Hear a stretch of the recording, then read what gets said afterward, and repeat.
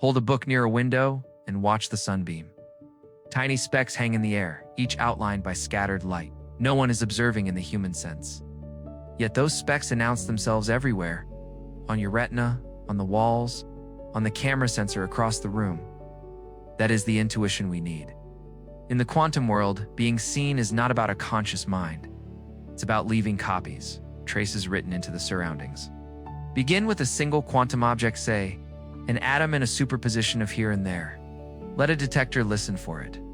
The atom's state becomes entangled with the detector's state, two possibilities braided together. Atom here, with detector here. Atom there, with detector there. But the chain doesn't stop.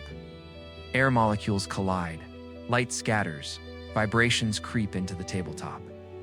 Each contact carries away a hint of which alternative is which. In moments, the information about here versus there is smeared across millions of degrees of freedom.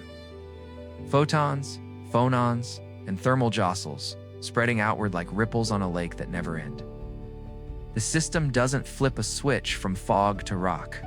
It hands out photocopies of its state to the room, then to the building, then to the sky.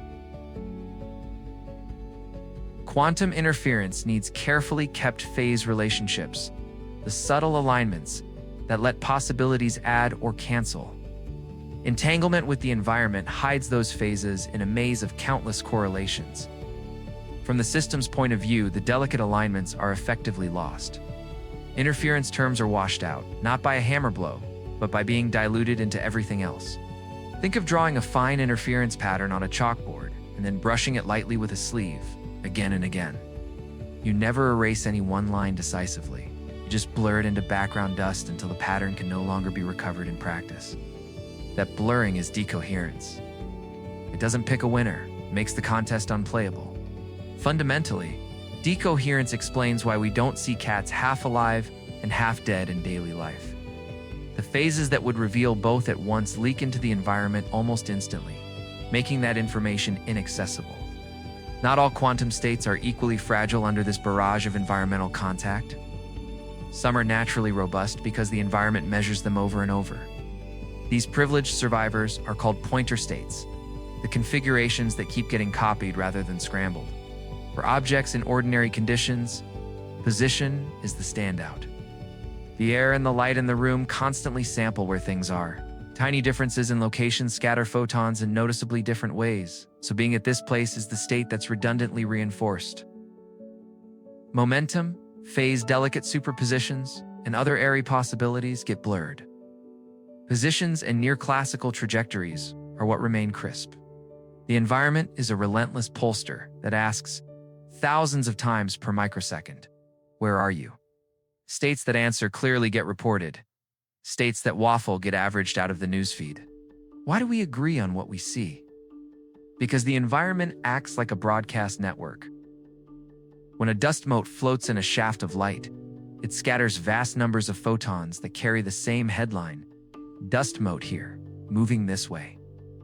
You and I, standing on opposite sides of the room, can intercept different photons and still infer the same position. We never touch the mote. We read the news the environment is already publishing. This is the essence of quantum Darwinism. The environment doesn't just decohere, it duplicates certain information into many fragments. When there are enough redundant copies, multiple observers can learn the same facts independently. That redundancy is what we call objectivity.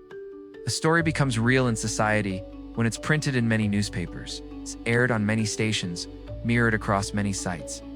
In physics, a property becomes classically real when the environment has printed the same headline on my photons, your photons and everyone else's. Decoherence is not a philosophical verdict, it's a physical process. It explains with no appeal to consciousness why interference vanishes for big, warm, noisy things. It explains why pointer states like positions dominate our everyday world, and why records are stubborn once written. But decoherence alone doesn't tell us which outcome is chosen in a single run. It tells us why the other possibilities become unobservable, why only one storyline survives in accessible records. Interpretations disagree on what that means. Whether the wave simply snaps, whether branches long continue in parallel, or whether facts are relations that crystallize when records meet. What they share is this engine.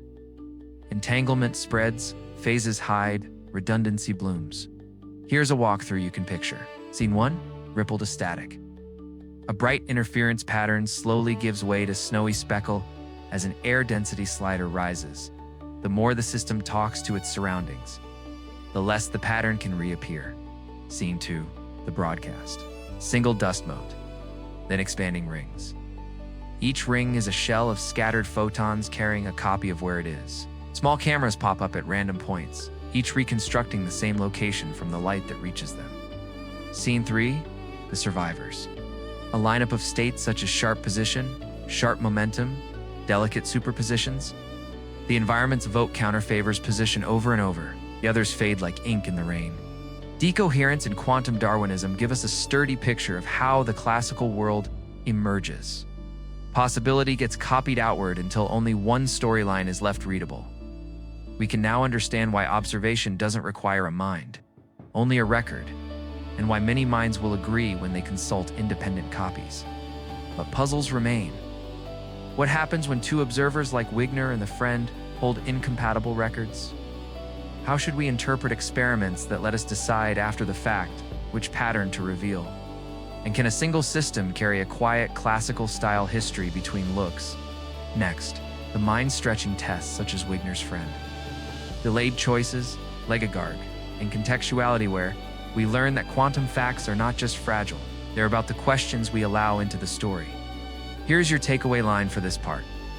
We call it real when the environment publishes the same headline everywhere.